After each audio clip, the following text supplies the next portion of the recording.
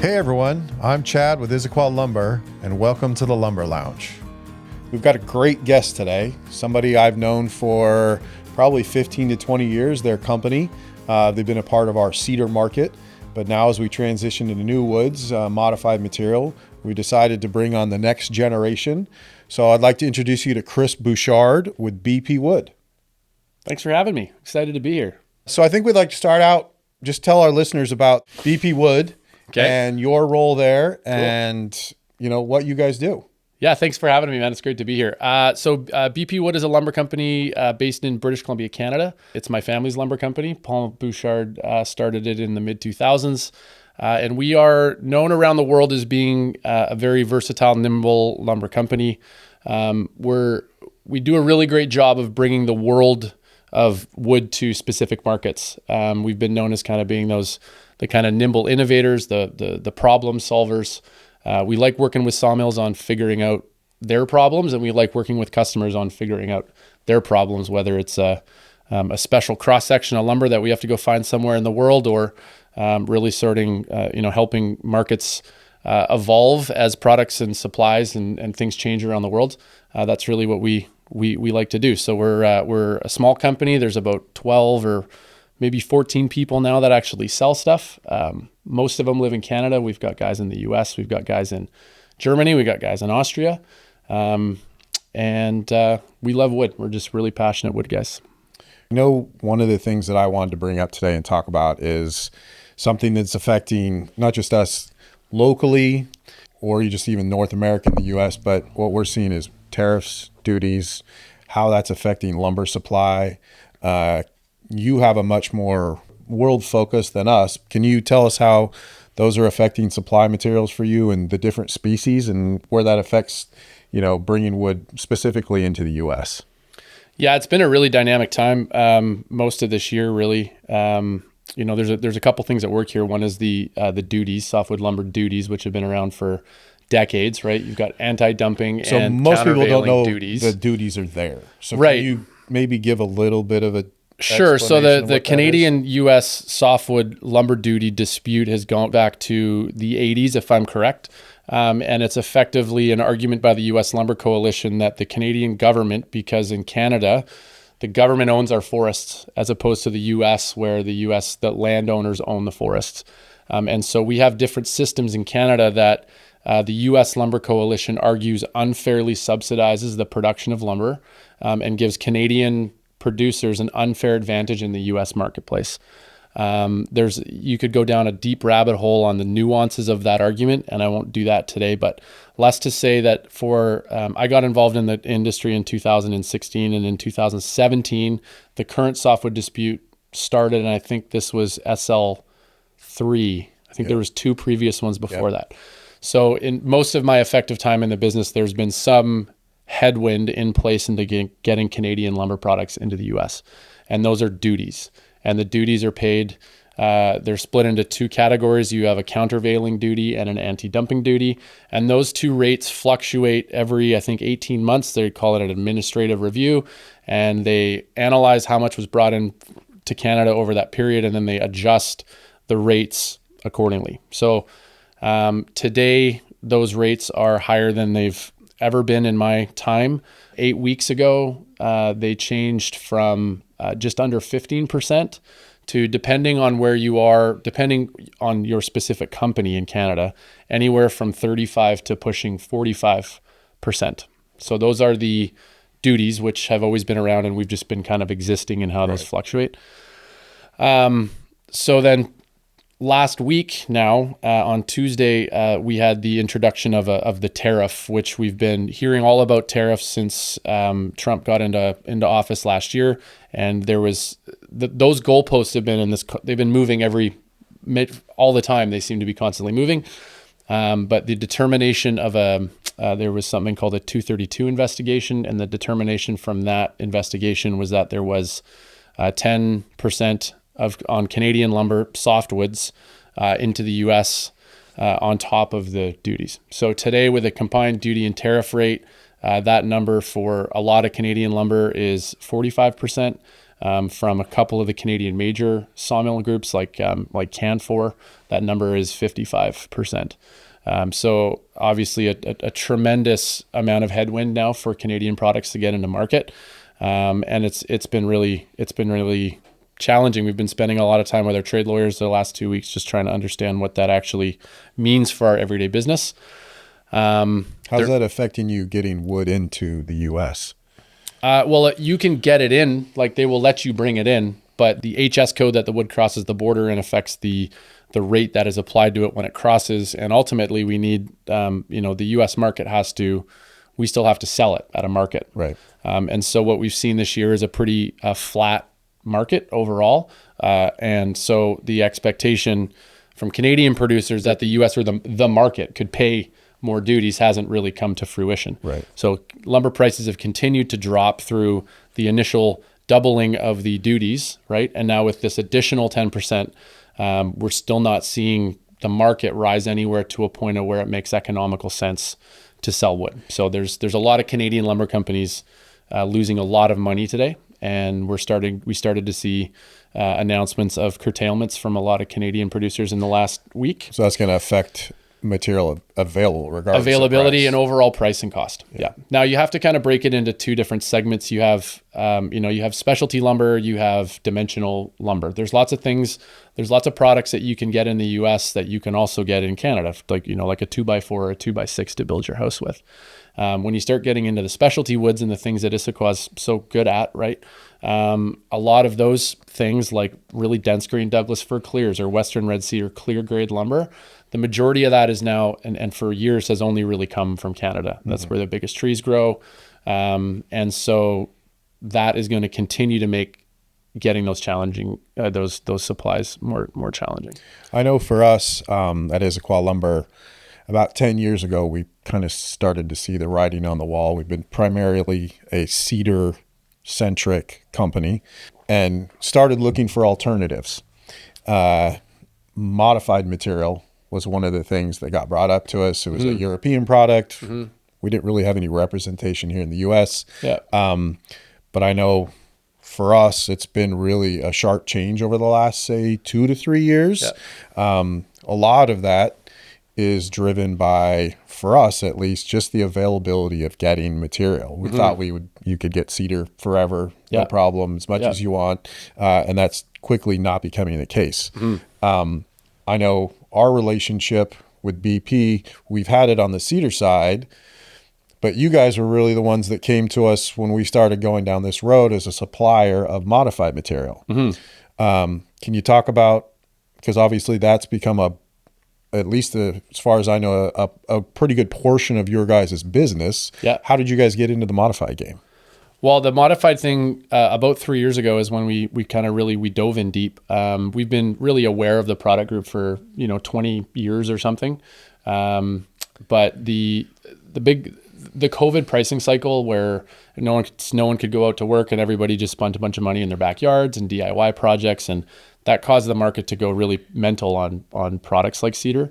And the timing of that timed with some really significant shifts in Canadian logging policy and British Columbia logging policy and how we take big old trees out of the forest, which is where all of our big cedar comes from.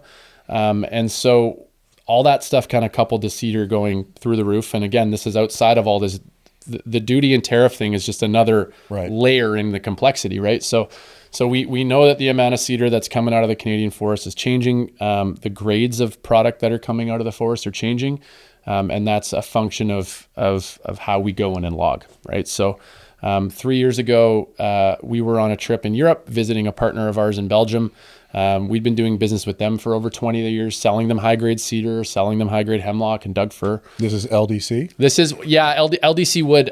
So LDC Wood is owned by a company called the LMIU Group, which is a distribution company. They're family-owned. And our history and sales to them was LMIU Group that we were doing business with. So we were visiting them and they wanted to show us their new modified wood plant. And so that trip coincided with this kind of COVID hangover with cedar pricing. And we were all seeing the writing on the wall on supply challenges in Canada.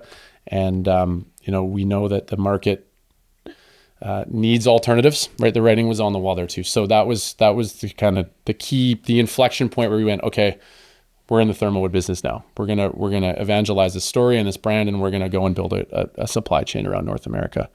The story that I've been telling Modified Wood over the last 2 years is about our forests are changing, our industries are changing. If the lumber industry is old school to a fault, in a lot of ways, I really appreciate the old school handshake integrity nature of the business, and we try to carry that forward. But if we always count on things being able to happen the way they've always happened, we'll get Darwined. And so having an opportunity to talk about the impending and realistic cedar supply chain challenges, and then offer that alternative with ThermoWood is where we saw the initial opportunity. That's all been compounded quite dramatically over the last doubling of duties and additions of tariffs now too. So, can you talk a little bit about ThermoWood? Because I know modified material tends to get, in some cases, lumped under one giant umbrella. Yeah. There's open systems, there's closed systems, there's acetylation, furfilation. Like there's a bunch of different ways to modify wood. But ThermoWood, as I understand it, is kind of a overarching brand, not necessarily a brand, but like a way to a standard. A standard. There you go. Yeah. Can you tell us a little bit about like the ThermoWood standard, what it means to attain that standard? For sure. So I think we'll start with modified wood. We'll start with this overarching product group of modified wood. Modified wood is a wood that's been modified to do something, and it's usually to increase dimensional stability and increase durability, right? So slowing down the rate that wood rots and minimizing its movement. I mean, in simplest terms, modified wood has lost its ability to hold on to water. We've cooked out the wood's ability to hold on to water. And in even simpler terms, it's just like beef jerky. And you can have good beef jerky and you've had bad beef jerky, right? If you over dry your beef jerky, it turns into dust. And if you don't cook it or dry it out well enough, it molds and rots, defeats the purpose. There's a whole bunch of products that fall under that group of modified wood. Right. Thermally modified wood is again keying in on those two features, but bringing in some form of heat to do that. Traditionally, thermally modified woods, the idea of the process is you are cooking out the sugars and the resins out of the wood, so you're removing the food source from things that like to eat wood. And then at high temperature, in simplest terms, you're cooking out the wood's ability to hold on to moisture. And so if we can keep moisture out of wood, we can take away the dimensional instabilities of traditionally unstable species. And if we can keep moisture out of wood, we can slow down the rate that wood succumbs to rot. So ThermoWood is a trademarked brand for products that are produced to the standard of the International ThermoWood Association. Okay. So the ThermoWood Association was formed in 1998 in Helsinki, Finland. Europe was one of really drove the bus on the commercial production of modified woods and the standardization of modified woods. Europe grows really, really beautiful timber. They've had a very strong hundreds of years old timber industry, but they don't have cedar and redwood in Europe. They also have access to a lot of hardwoods that come from Africa and different species, but they don't have they don't have the cedar and they don't have the redwood. So their technology was developed to take the species that they can grow and modify them to act similarly to the species that we're used to using here. Right. So that's the backstory and the creation. And so the ThermoWood Association today is growing quite quick. Arborwood's the newest addition to that. But what it represents for us and for BPWood specifically is being able to walk into a room of our trusted partners around North America and say, here's a product that this isn't new, this is just new to you. And here's the standard, here's the expectation that these products can perform to, and here's what you can hang your hat on these products being able to do. I like the fact that we've been able to boil it down to this standard. And through all those supply challenges and things that you started seeing, modified woods are popping up everywhere now, right? Like I'm using the term, it's kind of cowboy country. It's like the legal weed era of modified woods. And right, like everyone can do it. Just buy this kiln, make your wood brown, ship it. And the challenge that I have is that, the term thermally modified wood is an incredibly vague statement, right? Like I thermally modify my lunch in a microwave. So what are we talking about? And globally today, there's only one standard that is agreed upon by the most amount of producers, and that is internationally recognized as the gold standard, and that's the ThermoWood standard. So North America has some catching up to do. There's a few members in North America that are, there's a few ThermoWood members here domestically, and we hope to see more.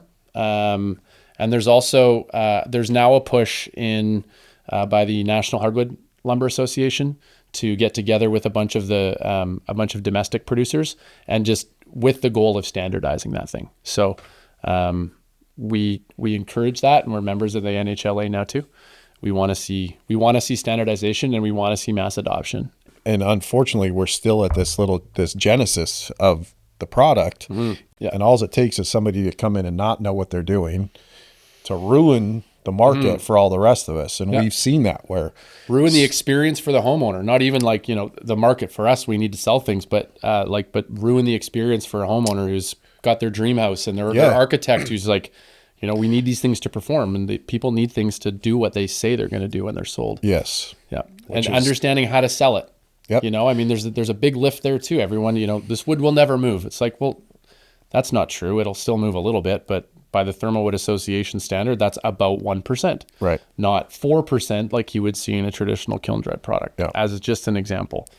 So yeah, there's still a lot of work to do, and we'll do more together than we will apart. And as far as I'm concerned, this isn't about this competitor or this competitor is my competitor. Right. The reality is that the enemy of my enemy is my friend, and the composite world is what we all need to keep at bay. And we're passionate lumber people. Lumber will always be the most bespoke building material that you can use in your home.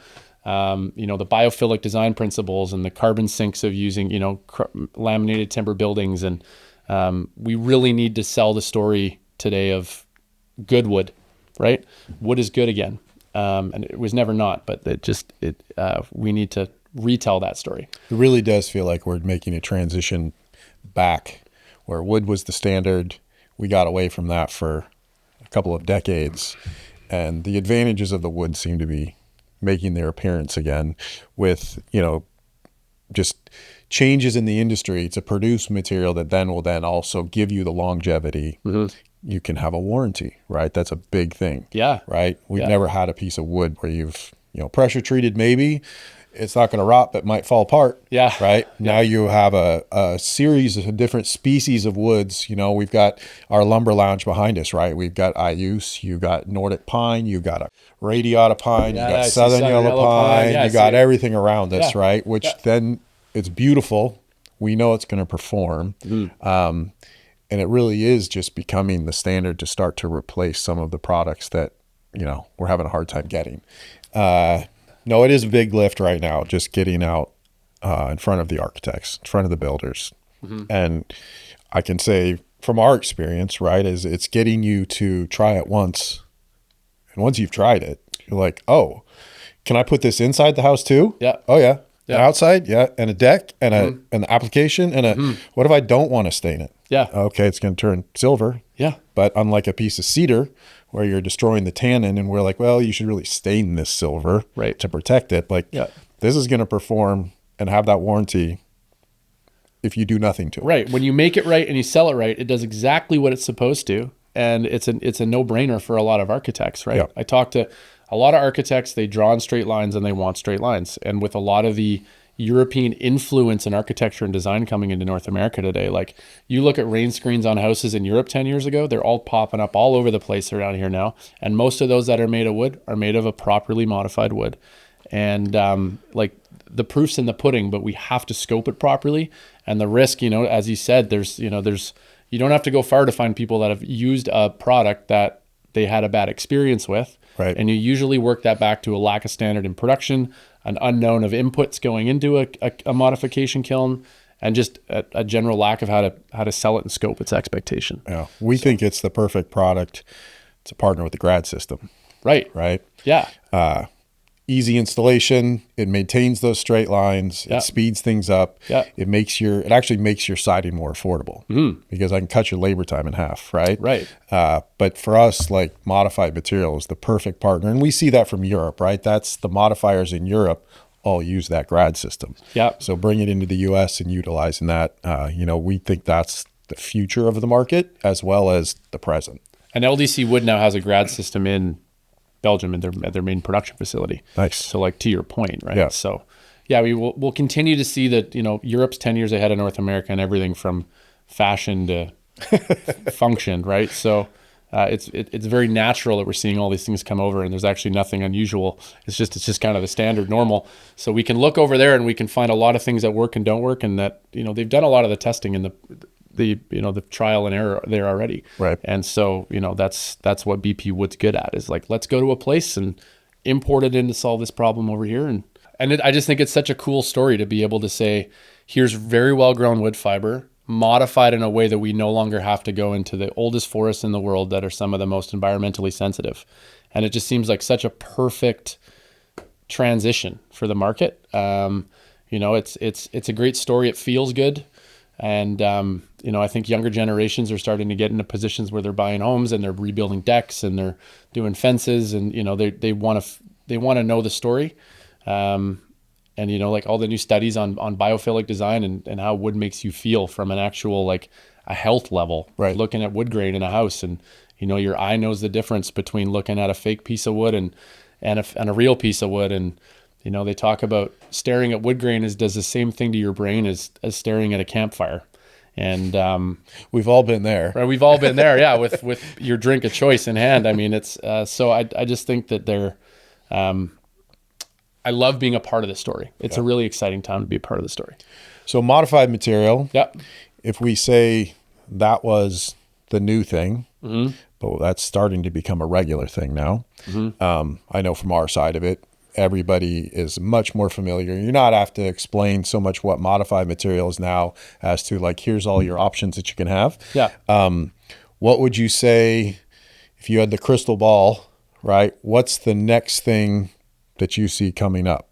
Is it different versions of modified materials, a different species? I know for us, what we've seen, the LA fires really push some fire rated stuff to the forefront.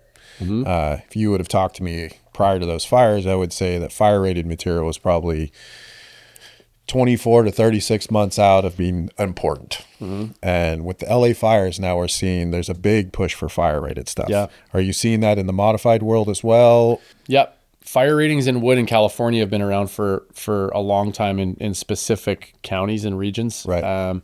Through the Palisades fires and through, the bigger fire cycles in the mountain states. There's been a big lift, and it's pushed by insurance companies, really. I mean, they're the ones that are paying out after these horrible events. So how do we protect assets? It's just it. Fire treated woods are becoming more important. I think that's probably the most thing I'm asked by architects and builders these days is like, can we fire rate this? I find there's a lot of kind of half truths or just unknowns in that fire treated space today.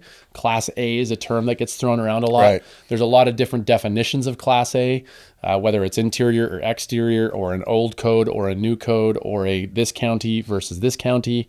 And so there will continue to be more pressure on using fire resistant materials on the exteriors of buildings, and fire treating your wood is a very important or very good way to get that level of building protection. We've been working really closely with Chemco and SaferWood up in Ferndale, Washington. After about an 18-month testing cycle, we've just had our IUS and our Nordic Pine approved to be pressure treated with their Class A product. And that's a Class A exterior rated product. The nice thing about their product is that it's a blanket statement. You can use it, right? Mm-hmm. Unless a building code and a commercial application and you're going higher than certain stories, unless the code is completely non-combustible, you can use this wood in those applications, which is an exciting thing for us because a lot of the rebuilds in the Palisades, they can use a lot of that product. But through that SafeWood, that blanket statement, you can remove a lot of the vagueness and ambiguity around, is this allowed or isn't this allowed? And right. How many phone calls do I have to make to how many different building departments and talk to how many different fire marshals only for it to get to the job site? And whoever turned up that day goes, oh, I don't know what it is, Right. We're excited about the SafeWood story. And we think that's going to continue to prove to people that wood is good and can be used in some of these challenging environments, right? So if you had to pick your favorite species of wood, what would you say? It's like asking a guy what his favorite record is. It's a hard thing. Depends what mood I'm in. Look, I mean, I love Western red cedar. I love old growth cedar. I love TK cedar. Cedar's beautiful. I love spending time in old growth forests as much as I like looking at A&B or VG, and we were looking at a bunch in your shop today. Yeah. Right. I think that in loving that species so much, learning how to honor it a little differently is a part of loving it. And, you know, a lot of people spec A&B or cedar and then it gets a solid paint on it. And for me, it breaks my heart. Oh. You know, we don't get to see that. We don't get to see what took that 300s of years to grow. It just gets painted. Right. That's a perfect reason to talk about modified wood. Right. And I love modified wood for that story. So I love the story of modified wood. I love the performance of it, aesthetically, visually. Like I'm a West Coast boy. Cedar's got my heart. I'm learning more about hardwoods, man. Like, you know, there's lots of beautiful hardwoods. I don't know. I didn't realize until I turned 30 and got in the wood business how much I love just looking at wood. And my wife calls me the wood sniffer now, because we'll walk into a restaurant and I'll walk over and lick something and go to smell it. Like the cypress today in your yard, right? I'm like, it doesn't have a smell, right? Like weird. So it's too hard to answer with one question. But. Well, Chris, I want to thank you for being here today in the Lumber Lounge. It's great to hear about BP, about how they're thinking towards the future, and obviously your role in that. Mm-hmm. So thanks again for being here with us on our podcast. Yes, if you guys want to go and check out our website, we're at bpwood.com. If you want to get more specific into our ThermoWood business, ldcwood.com. Come on in and check us out. Lots of good resources there. And a big shout out to Issaquah. I mean, you know, we spoke about it a bit earlier, but our business is very catered to selling large amounts of wood to big distribution companies and large, massive consumers of wood. And I feel like as we've gotten into this modified wood business, I've been able to engage more with people that touch wood, feel wood, run wood, and are kind of match my passion for wood. And it's actually really reignited a bunch more of my passion in the business. You know, historically, like my work background has been heavily just sharing risk and relationships with people, right? And getting to get out of the kind of classic traditional distribution model and work with you guys has been a pleasure. And so thank you for your passion for wood and telling good stories and commitment to the cause, man. It's been great working with you guys. We agree as well. Yeah, thanks. Yeah. If you want to be a guest on the Issaquah Lumber Lounge, reach out. Chat at issaquahlumber.com. We'd love to have you on. Thanks for joining us on the Lumber Lounge. We'll see you next time.